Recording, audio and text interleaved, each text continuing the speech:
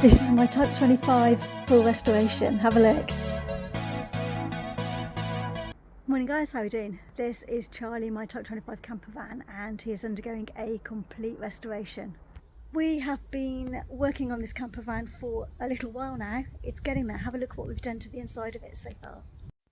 We have put in a new floor. Comment below, what do you think? I just wanted something a bit different. We have the kitchen unit that's going in. I've put a lot of insulation behind here. There was none in before and it was really cold. So insulation's gone in. We've just covered the engine bay today and the panels have now gone in. So it is getting there. Pete's been putting all of this black material around the battery boxes.